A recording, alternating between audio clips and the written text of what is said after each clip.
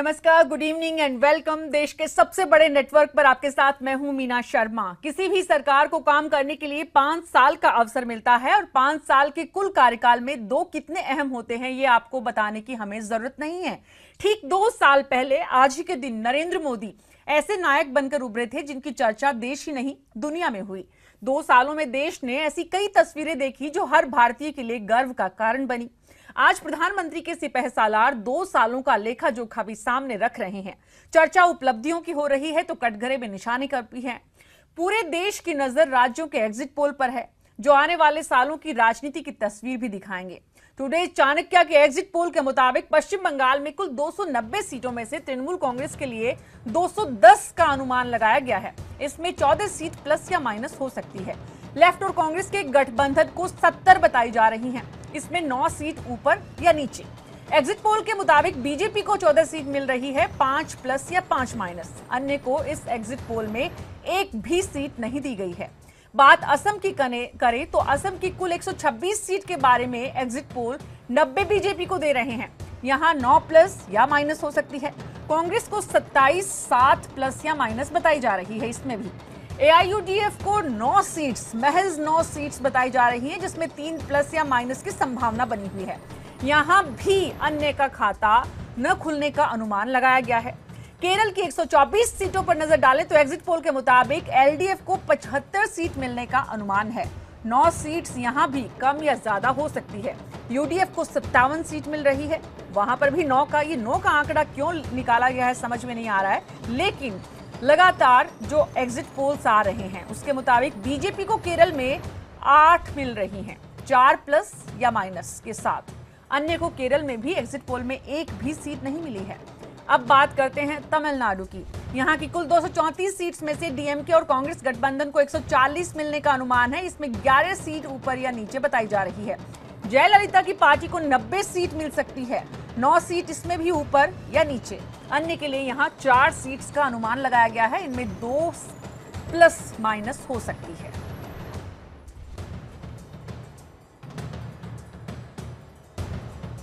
तो इन 4 राज्यों के चुनावी नतीजे आने से पहले एग्जिट पोल की तस्वीर ने साफ कर दिया है कि अगर एक राज्य को छोड़ दे तो बाकी सब जगह बीजेपी के लिए कोई अच्छी खबर नहीं है, कांग्रेस के लिए भी कोई बहुत अच्छी खबर नहीं है।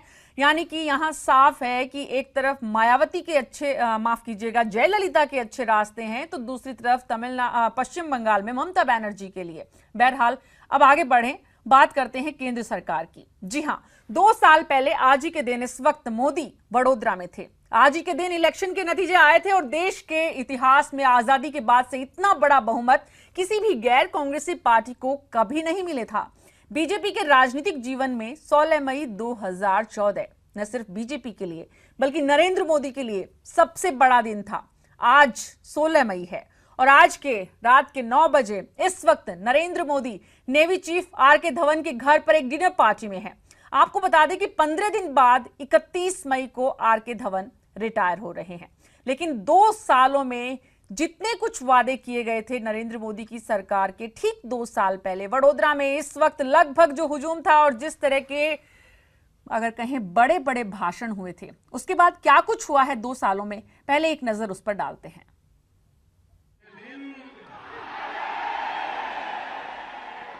अच्छे दिन,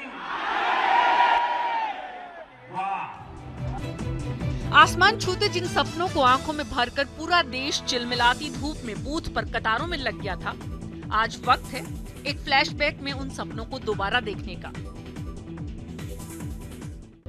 जी हां, बात 2014 की है जब आकाशीय तरंगों से लेकर जमीन में दफन कोयले तक हुए घोटाले से देश तिलमिलाया हुआ था और बीजेपी का पीएम कैंडिडेट ईमानदारी और जिम्मेदारी की दोहरी गारंटी के अवतार के तौर पर चुनावी रण में उतरा था।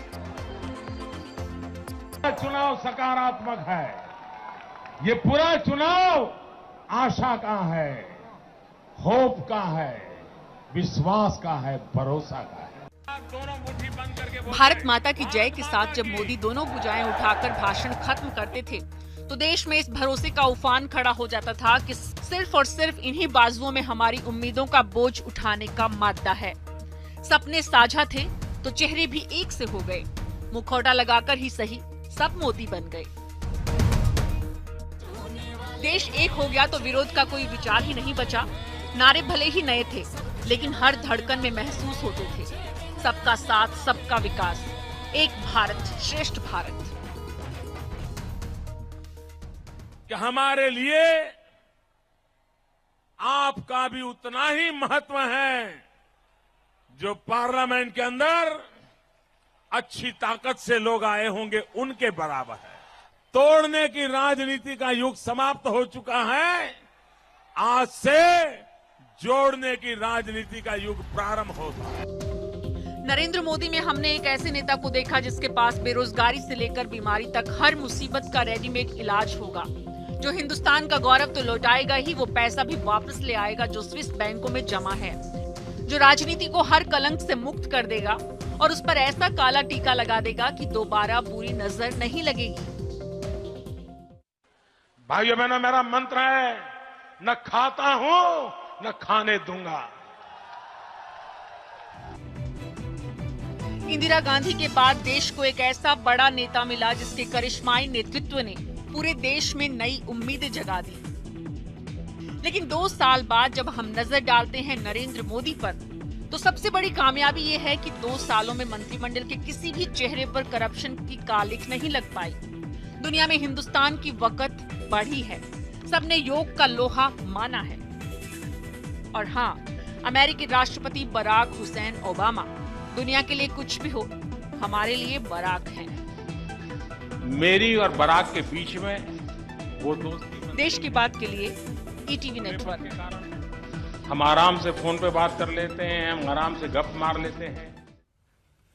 आराम से बात करने वाले मोदी जी के 60 महीने के लिए जो कार्यकाल बना था, उसमें से 24 महीने पूरे हो चुके हैं। 6 महीने बाद अगर हम कहें तो आधा कार्यकाल पूरा हो जाएगा। आधे रास्ते की तरफ बढ़ रही सरकार क्या उन रास्तों के कांटे दूर कर पाई? और आगे जिस रास्ते पर बढ़ रहे हैं वहां के पत्थर कैसे हटेंगे? ये वो सवाल है जिसका जवाब हर भारतीय जानना चाहता है, क्योंकि मोदी की सरकार, मोदी जी की सफलता और असफलता जितनी व्यक्तिगत होगी, उससे कहीं ज्यादा उन सपनों और उम्मीदों की होगी जो देश के एक बड़े वर्ग ने उनके साथ मिलकर देखे थे। 2 साल बाद सपने और उम्मीदें दोनों ही 40% कम हुए हैं। 60% अभी भी मोदी जी की मेहनत पर निर्भर करेगा कि वो कितना पूरा कर पाते हैं। मैं नरेंद्र दामोदर दास मोदी ईश्वर की शपथ लेता हूं कि मैं दुनिया के सबसे बड़े लोकतंत्र में आशाओं से बड़े बहुमत और कल्पनाओं से बड़े सपनों के साथ मोदी ने प्रधानमंत्री की कुर्सी संभाली थी और निष्ठा रखूंगा। उनका हर नारा देश के लिए मंत्र था और हर योजना मुक्ति का मार्ग। हिंदुस्तान को भरोसा हुआ कि देश में अब प्रधानमंत्री नहीं, प्रधान सेवक होगा। और आज देश का ये मजदूर नंबर 1 दुनिया जानती है कि मोदी दिन में 14 से 16 घंटे काम करते हैं। इतना मेहनती शायद इससे पहले कोई प्रधानमंत्री नहीं हुआ, ये भी कहते हैं। 2 साल का समय इतना ज्यादा भी नहीं है कि केंद्र सरकार को कामयाब या नाकाम होने का सर्टिफिकेट जारी कर दिया जाए। ऊपर हाथ करके बोलोगे। फिर भी एनडीए सरकार के कामकाज की दिशा को समझने के लिए कुछ मुद्दों पर मोदी जी की परफॉर्मेंस को परखना जरूरी है। भारत के प्रधानमंत्री का वहां हौसला बुलंद हो, दब न जाए। सरकार ने पूरी ताकत लगा दी, कई बार अध्यादेश लाई, लेकिन भूमि अधिग्रहण बिल पास नहीं हो पाया। लाख कोशिशों के बाद भी संसद से टैक्स सुधार का सबसे बड़ा कदम यानी जीएसटी पास नहीं हो पाया। कृषि विकास दर पर कोई बड़ा नतीजा सामने नहीं आया और ऊपर से सूखे ने सरकार की मुसीबतें बढ़ा दी। लाइसेंस राज में तो कमी आई, लेकिन औद्योगिक उत्पादन में बहुत बदलाव भी नहीं आ पाया। दाल की कीमतें आज भी आसमान छू रही हैं। महंगाई के मुद्दे पर आम आदमी को राहत नहीं मिल पाई है। पैसे बैंकों से जिन्होंने पैसा लूटा है, वो पैसा बैंकों का नहीं, हिंदुस्तान के गरीबों का पैसा है और वो मैं वापस ला करके रहने वाला।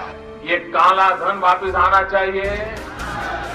सरकार विदेशी पैसे को देश में लाने के दावे तो कर रही है, लेकिन माल्या देश का पैसा लेकर फरार है। केंद्र सरकार के लिए सबसे बड़ा झटका है।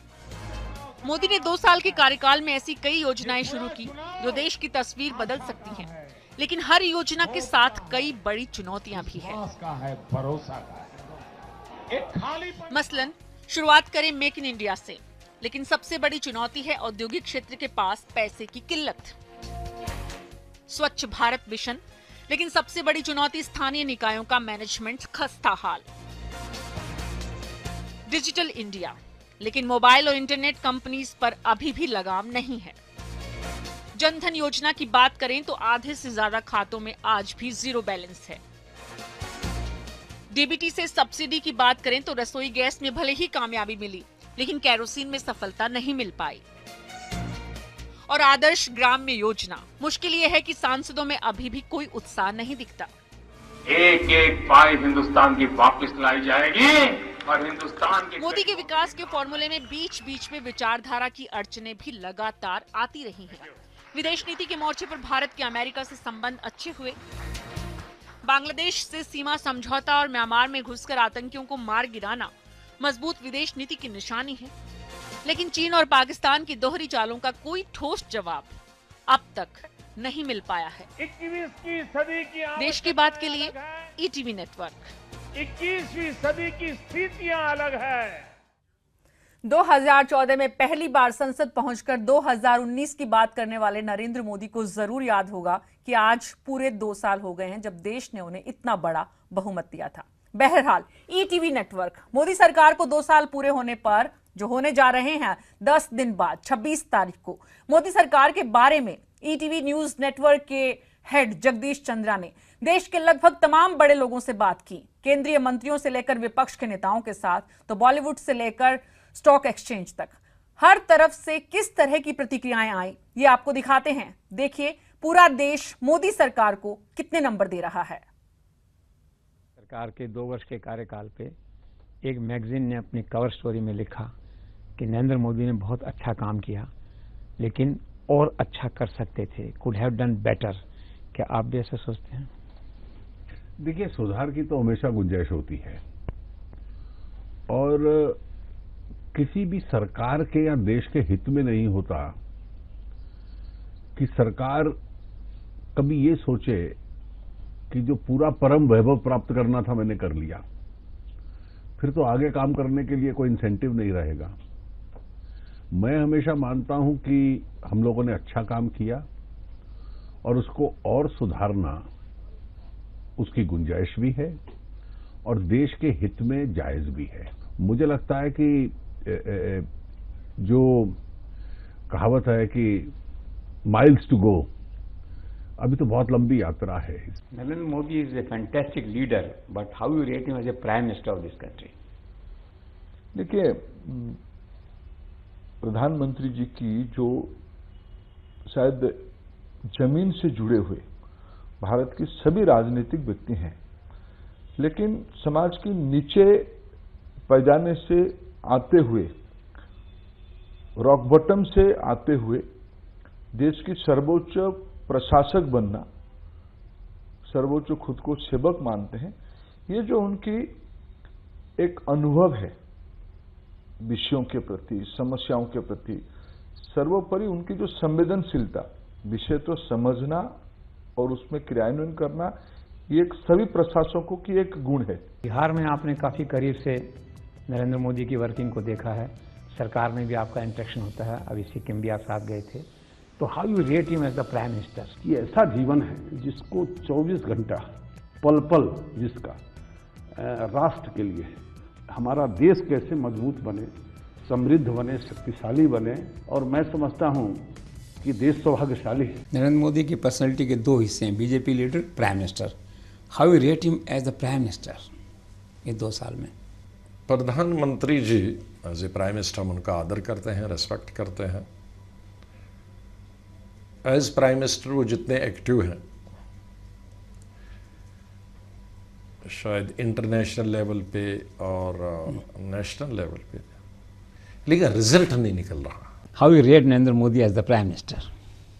देखो, इस देश के इतिहास में इस देश के भविष्य की विजन रखने वाला, केवल विजन रखने वाला नहीं तो एडमिनिस्ट्रेटिव एबिलिटी के साथ उसको इम्प्लीमेंट करने वाला, इंडस्ट्री से लेकर एग्रीकल्चर तक और ट्राइबल डेवलपमेंट से लेकर स्वच्छ भारत तक, एजुकेशन से लेकर बिल्कुल स्किल डेवलपमेंट तक, हर चीज़ में अपनी सोच रखकर उस नीति को अपनाना, उसके लिए फॉलोअप करना, उसका पीछा करना और वो काम करवा लेना। He is a leader with vision, he is a leader, decisive leader with, he is taking decisions, he is a leader who implementing the policy having administrative ability, और ये बात उनकी विशेषता है। और मुझे लगता है कि देश का विकास उनके नेतृत्व में अब 7.25%, 7.5% पर जीडीपी है, पर 5 साल में हम लोग 11% पे जाएंगे। आप एक स्टार के साथ साथ एक जागरूक नागरिक भी हैं, तो एक वोटर और नागरिक के नाते how you rate Narendra Modi as the prime minister? Well, I said it then and I say it again. Welcome, and God bless you. It's not easy doing what you do, and we Indians are with you. तो आसान नहीं है, पूरा देश कह रहा है, लेकिन चुनौतियां आने वाले दिनों में, मुश्किलें किस तरह से बढ़ेगी ये भी सबके जहन में है। विपक्ष लगातार आरोप लगा रहा है, असफलता की बातें कर रहा है, तो तमाम केंद्रीय मंत्रियों का कहना है कि सब कुछ अच्छा चल रहा है, अच्छे दिन भी लोगों के आए हैं और आएंगे। कैसे आएंगे आने वाले दिनों में देखेंगे। बहरहाल इसी विषय पर देश की सरकार के 2 साल पूरे होने जा रहे हैं, इसी विषय पर केंद्रीय पेट्रोलियम मंत्री से बात की है जगदीश चंद्रा, नेटवर्क हेड ने। वो भी आपको पूरी विस्तार से बातचीत को दिखाएंगे, लेकिन फिलहाल एक ब्रेक का वक्त है और ब्रेक के बाद आपको लेकर चलेंगे बीबीसी स्टूडियो। लेकिन उसके बाद आप मिलना न भूलें पेट्रोलियम मंत्री धर्मेंद्र प्रधान से ईटीवी नेटवर्क पर।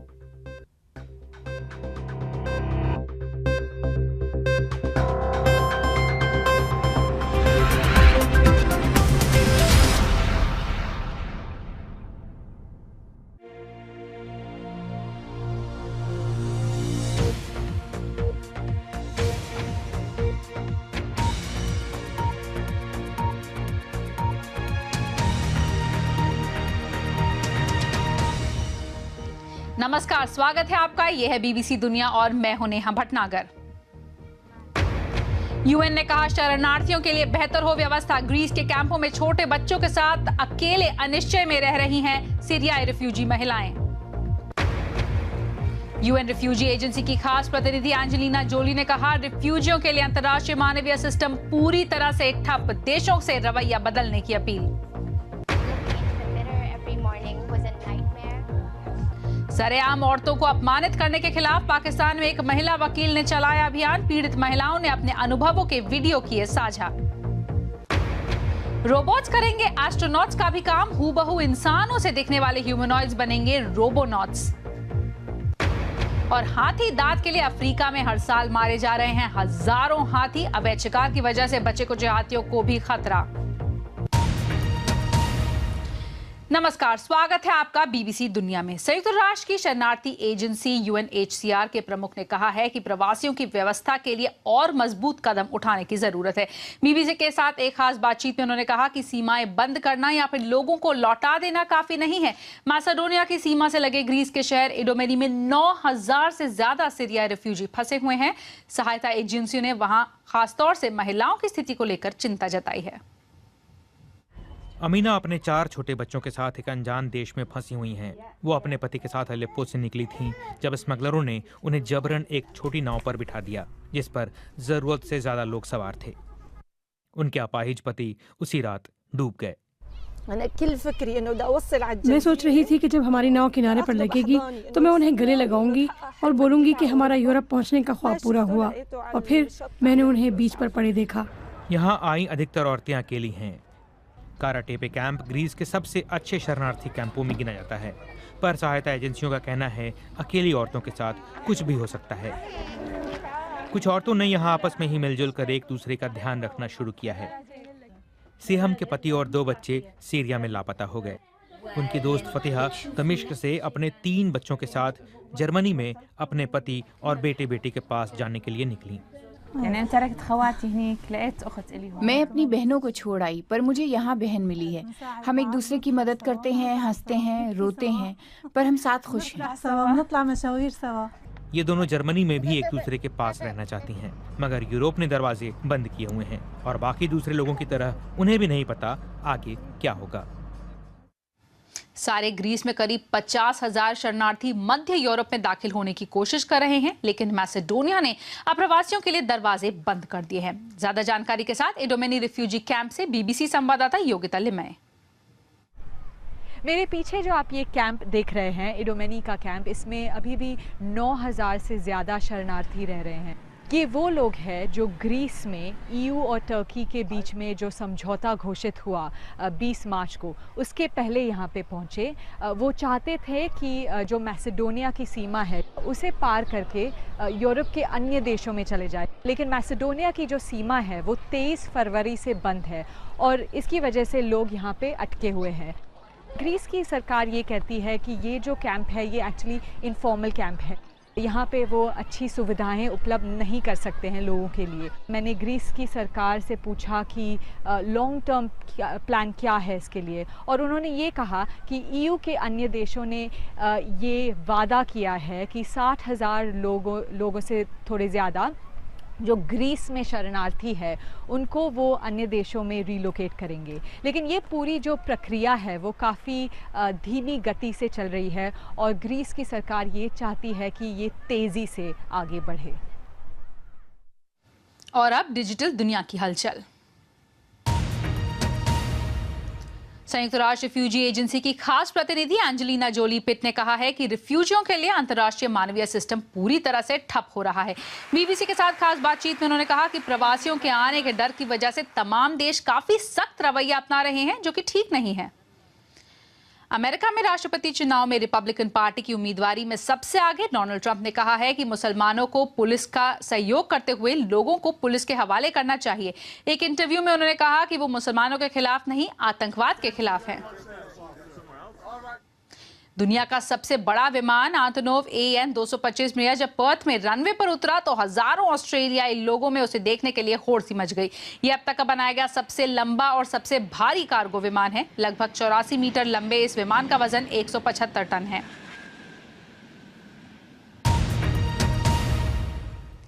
पाकिस्तान में एक वकील ने महिलाओं के शरीर के बारे में तल्ख टिप्पणियों के खिलाफ एक अभियान चलाया है। ज़ैनब चुगताई ने बुली प्रूफ नाम की एक संस्था बनाई है जो लाहौर में स्कूलों में जाकर लड़कियों को सचेत कर रही है।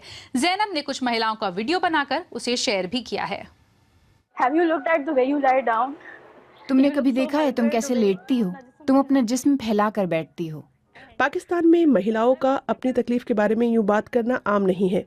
पेशे से वकील ज़ैनब चुगताई ने इंटरनेट पर जारी वीडियो के जरिए महिलाओं के उन अनुभवों को सामने लाने की कोशिश की है जिससे उनके आत्मविश्वास और व्यक्तित्व को भारी नुकसान पहुंचता है। मेरे शरीर के बारे में इस तरह की टिप्पणियों ने मुझे हमेशा उन चीज़ों से दूर रखा जो मैं हासिल कर सकती थी। मुझे एहसास हुआ कि मैंने अपनी जिंदगी का ज्यादातर हिस्सा ये सोचते गुजारा है कि मेरे बारे में लोग क्या कहते हैं। ज़ैनब का समूह बुली प्रूफ इन अनुभवों को सुनने लाहौर के स्कूल में पहुंचा। वीडियो में बात कर रही लड़कियों ने बताया कि इस बर्ताव के कारण उन्हें डिप्रेशन से भी गुजरना पड़ा है। महिलाओं के इन अनुभवों के बारे में उनका वीडियो सोशल मीडिया पर वायरल हो रहा है, लेकिन साथ ही पाकिस्तान की छवि बिगाड़ने के लिए उन्हें समाज के एक वर्ग से आलोचना भी झेलनी पड़ रही है। और अब एक नजर बीबीसी शॉर्ट्स पर। चीन में 2 साल का ये बच्चा खेलते खेलते 19 फीट गहरे कुएं में गिर गया। देखिए किस जाबाजी से फायर फाइटर्स ने इस बच्चे को कुएं से बाहर निकाला और इसके बाद बच्चे को अस्पताल भेजा गया।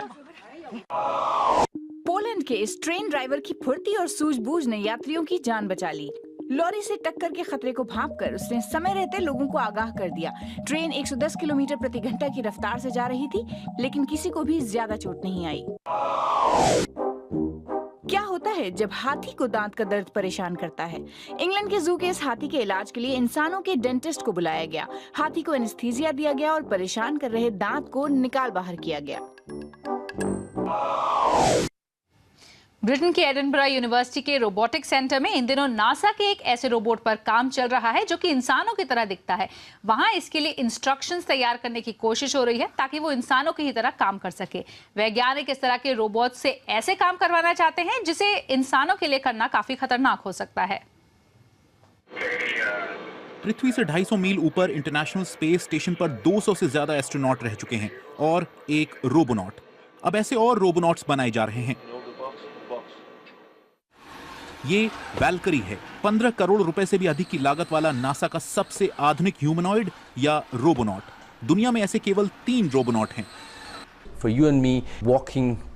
आपको इससे ऐसे काम करवाने हैं जो हमारे आपके लिए सामान्य हैं। रोबोट से ये सब करवाने में काफी मेहनत करनी होती है।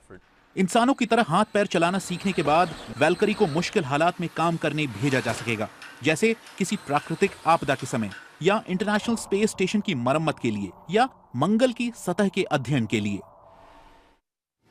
अफ्रीका में हर साल करीब 30 से 40 हजार हाथी अपने दांतों के लिए मारे जा रहे हैं और माना जाता है कि अब वहां सिर्फ 4 लाख हाथी ही बाकी हैं। भ्रष्टाचार इनके अवैध व्यापार को बढ़ावा दे रहा है और एशिया में भी हाथी दांत की तस्करी साल दर साल बढ़ रही है। जापान में कानूनन हाथी दांत का स्टॉक रखना संभव है और यहाँ इसी कारण इस स्टॉक में लगातार वृद्धि होती रही है। इनमें से अधिकतर हाथी दांत 1990 के पहले के हैं, जब दुनिया भर में इनके व्यापार पर रोक टोक नहीं थी। वैसे भी जापान की आम जिंदगी और धर्म में हाथी और हाथी दांत का बाकी दुनिया से अलग स्थान है। हाथी दांत का गैर कानूनी कारोबार करने वालों के लिए जापान में धंधा करना आसान है, क्योंकि यहाँ पर कोई कड़े प्रावधान नहीं जो कानूनी और गैर कानूनी कारोबार के बीच अंतर कर सकें। जापान की नई पीढ़ी चाहती है कि चीन की तरह जापान में भी हाथी दांत का व्यापार कानूनन रोक दिया जाए, लेकिन सरकार को यकीन है कि हाथी दांत के व्यापार को लेकर बनाए गए कानून अपनी खामियों के बावजूद सही ढंग से काम कर रहे हैं। दुनिया और भारत के पड़ोसी देशों की एक्सक्लूसिव और खास खबरों के साथ हम कल फिर इसी वक्त यानी 9:20 पर हाजिर होंगे। तब तक के लिए बीबीसी दुनिया की टीम को दीजिए इजाजत। नमस्कार।